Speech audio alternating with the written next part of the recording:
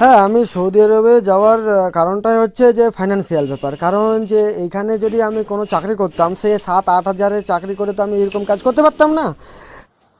পরিযায়ী শ্রমিক হয়ে গেল কারখানার মালিক, ঠিক যেন সিনেমার কাহিনী। জিরো থেকে হিরো হয়ে ওঠার গল্প। একটা সময় ভিনদেশে পরিযায়ী শ্রমিকের কাজ করতে হতো বছর 35-এর যুবক সাফিউর রহমানকে। কিন্তু এখন সেই সাফিউর একটা কাপড় কারখানার মালিক। তার কারখানা থেকে মেশিনের মাধ্যমে তৈরি হয় একের পর এক শার্ট। আজ সাফিউরের কারখানায় কাজ করছে আরও 5টি মানুষ।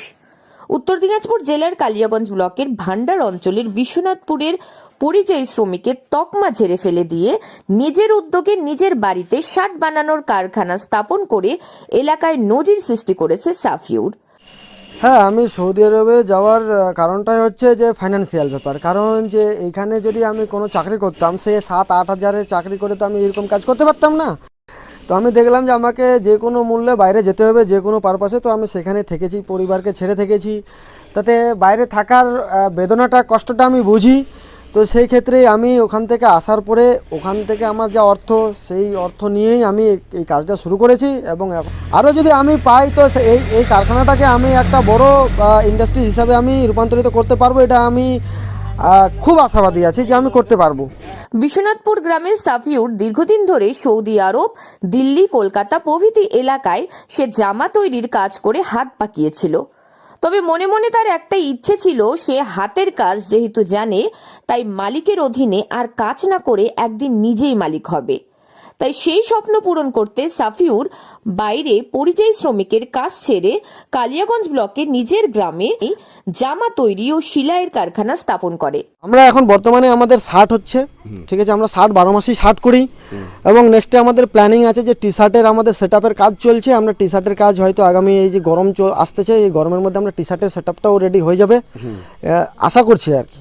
আচ্ছা, করলাম বলতে আমি তো আগে কাপড়েরই কাজ করতাম, রিটেল দোকান ছিল আমার। তো সেখান থেকে আমার একটা মাথায় প্ল্যান আসলো যে সরকার বিভিন্ন সময় বিভিন্ন রকমের প্রপোজাল আসছে।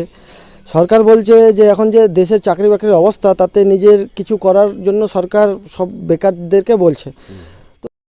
তিনি বলেন, বর্তমানে শুধু জামা তৈরি করে কলকাতা, শিলিগুড়ি শহরে মার্কেট করে থাকি। তারপর তার মনে হয় 10 লক্ষ টাকা খরচ করে একা চাকরি করা যাবে। তবে একটা কারখানা স্থাপন করলে নিজেই মালিক হওয়া যাবে, আরো 10 জনকে কাজ দেওয়া যাবে। তাই সেই চিন্তা করে কারখানা করে বর্তমানে খুব ভালো চলছে সাফিউরের। বর্তমানে সাফিউরের জামা তৈরি কারখানায় 10 জন স্থায়ী কর্মী কাজ করে। সাফিউরের কারখানার কর্মচারী আরশাদ আলী বলেন, তিনি আগেও দিল্লিতে কাজ করতেন। বর্তমানে সাফিউর রহমানের কারখানায় কাজ করেন। গত 1 বছর ধরে তিনিও পরিযায়ী শ্রমিকের তকমা ঝেড়ে ফেলে সাফিউরের কারখানায় কাজ করছেন। আগে আমরা দিল্লিতে কাজ করতাম, কলকাতাতে কাজ করছি। আচ্ছা, বাইরে বাইরে থাকতেন? বাইরে বাইরে থাকতাম। আর ফ্যামিলি কোথায় থাকতো? ফ্যামিলি বাড়িতে থাকতো। কতদিন পর পর আসতেন? মোটামুটি দিল্লিতে থাকলে তো মোটামুটি 8 মাস 1 বছর বাদ বাদ আসতাম। আচ্ছা, কলকাতাতে ছিলাম, এখন ইসে আর কি কলকাতাতেই ছিলাম, মোটামুটি 2 মাস 1.5 মাস পরে পরে আসতাম আর কি। তো এইখানে এই কাজটা করার কারণটা? এখানে এইটাই কারণ যে এখানে আসে আমরা বাড়ির কাছে এই কাজটাই করতে পারছি। এটাই কাজে আমাদের কলকাতা করতে হতো, এখানে করতে পারছি, পরিবারের সাথে থাকতে পারছি। বা যাই হোক, বাড়ি পরিযায়ী শ্রমিকের কাজ করা সাফিউর আজ পরিযায়ী শ্রমিকদের কাছে আইকন।